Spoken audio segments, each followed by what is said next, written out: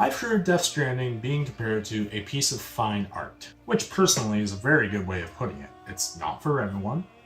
Some might see scribbles, some might see a more psychedelic value, some might even take it really, really personal. Wow, we've come a long way.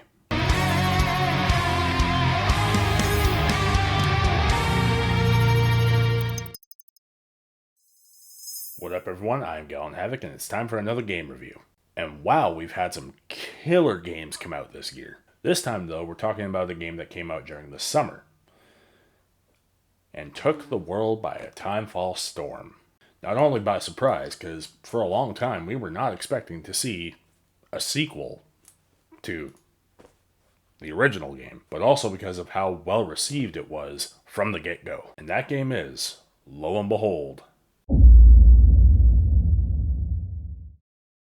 I'll stay with you by your side. Close your tired eyes and I'll wait. And soon I'll see your smile in a dream. Oh,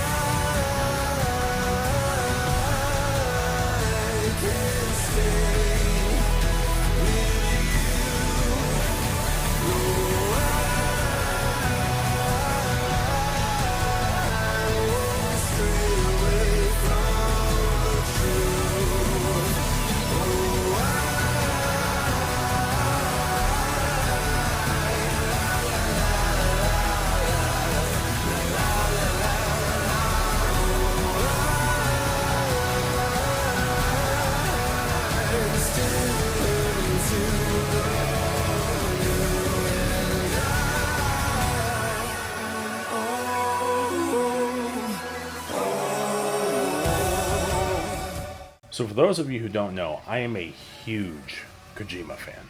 Metal Gear Solid is my favorite game series, second only to Zelda. Not only as games, but as a collective story. And sure enough, I actually really loved the original Death Stranding, even though it had such polarizing reviews, back in the day anyway, pre-isolation. The man predicted it. But fast forward 6 years, people have really changed their tunes about it. Right from launch, Death Stranding 2 was getting vastly better performance scores from multiple sources, and it shows. So let's strap on our BB pods and connect the strands once again. Who wrote this shit? As one would expect, this is indeed a direct sequel to Death Stranding. Same premise, deliver cargo to outposts across a post-apocalyptic world. And holy crap, this game's 2 maps make the originals seem small by comparison. Mexico, the tutorial area, is a hell of a lot more open than the original's East Coast. The same could be said with DS2's Australia. Yes, you go from Mexico to Australia. How? Portals. Man, hyperspace always looks so freaky.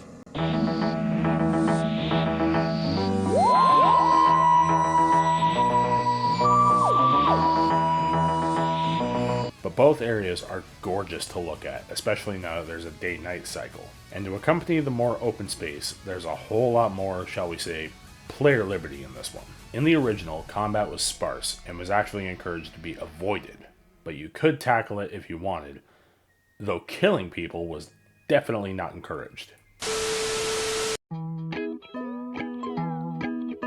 You just can't go around killing people. Why?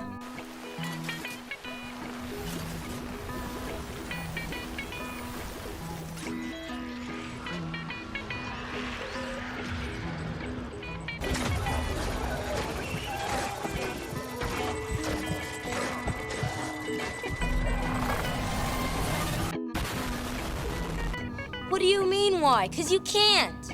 Why? Then there's the case of everyone's favorite ghostly, inky enemies, the BTs.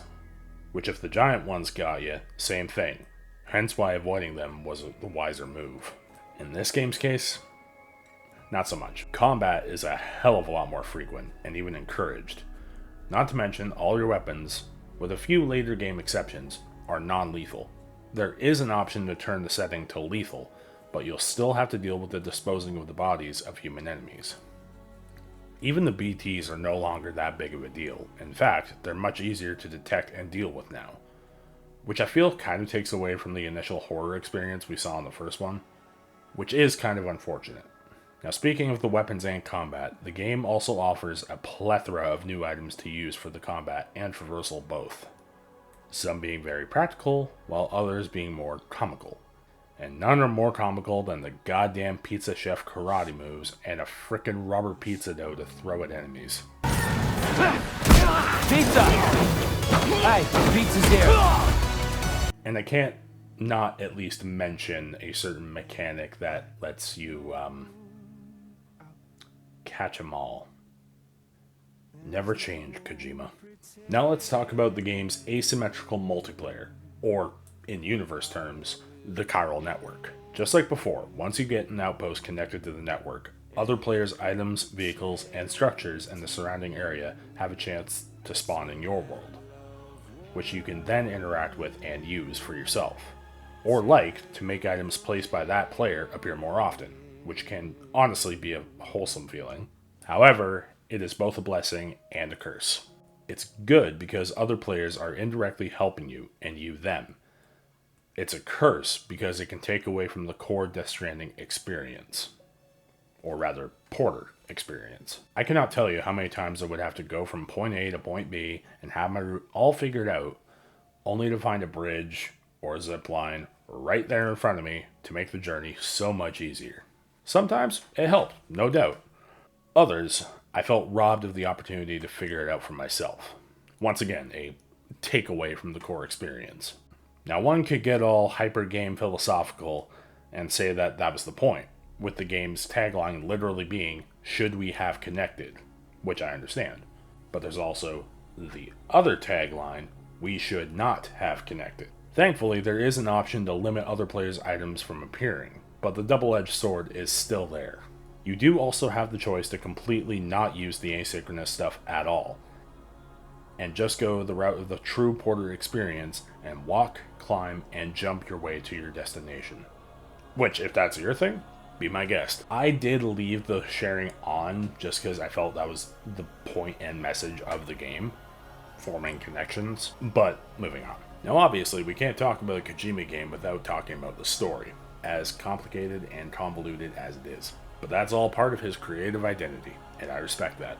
As a creative storyteller myself, props to you. Now this game's story is just as complicated as the original, if not more so. And thankfully, they give you a recap for the first one right from the main menu. So for those of you who don't feel like going through the original game again, the option is there. So to give a primer for this game's story without spoiling anything, after Sam's own exodus with Lou after the events of the first game, he is contacted by Fragile, who enlists him to connect Mexico to the chiral network. Higgs returns as the main antagonist in all his fourth wall breaking ways. Sam then has to go to Australia through something called a plate gate, and we are introduced to characters new and old to help and hinder Sam's journey. That's about as simple as I can put it without treading into spoiler territory. What I will say though is this story really delves into some deep shit, as did the first one, but this one, dare I say, even more. The first game was mainly about forming connections. This one is also about that, but the repercussions of connecting, as well as tragedy, loss, violence, and in good old Kojima fashion, war. In his own unique Kojima way.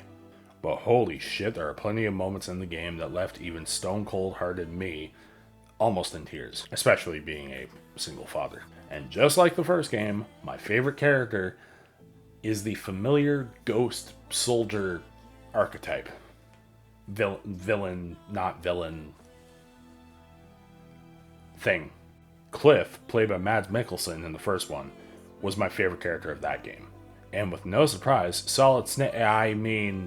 Neil, played by Luca Marinelli, is my favorite in this one. But for surprisingly different reasons, despite their similar roles. Can we just talk about this shot?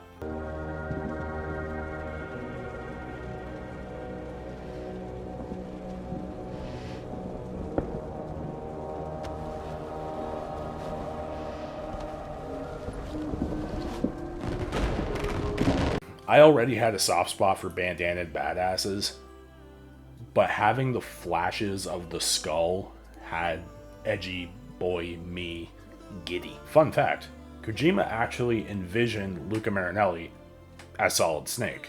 And speaking of Metal Gear, if you're a fan of those games, you'll love Death Stranding 2. This is arguably the Metal Gear game from Kojima we never got.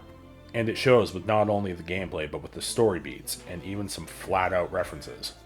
Like the DHV Magellan totally not looking like the head of Metal Gear Rex, or Tarman flat out saying, something akin to a phantom pain. or Higgs coming out with the damn famous line, Kept you waiting, huh? and me being a Metal Gear fan, you can imagine how pleased I was with all of it. But before I delve any further into that tar pit, what did I think of Death Stranding 2? In case you didn't realize it by now, I loved it. It took everything from the original, made it better, and added a whole lot of welcome additions. The double-edged sword I mentioned earlier did kind of irk me a bit, but nowhere near as much that would make me dislike it. In fact, I can't remember exactly who said it. I think it was Nicholas Winding Refn. If it pleases everybody, it's doomed to fail. I'm paraphrasing. But in the end, I'm giving Death Stranding 2 on the beach a whopping gallant rating of 9 out of 10. Not bad, little porter. Not bad at all. They keep falling. So I just did me some talking to the sun. And can we just talk about these graphics? Jesus Christ. And this is even better than the first one, which already had stellar graphics. Nuts.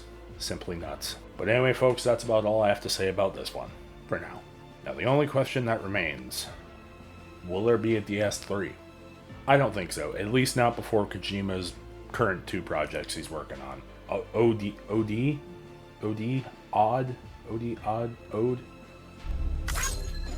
and Fizzant, whenever those come out. But in the meantime, folks, I'm Gallant HAVOC. Keep on keeping on, and I'll see you in the next one.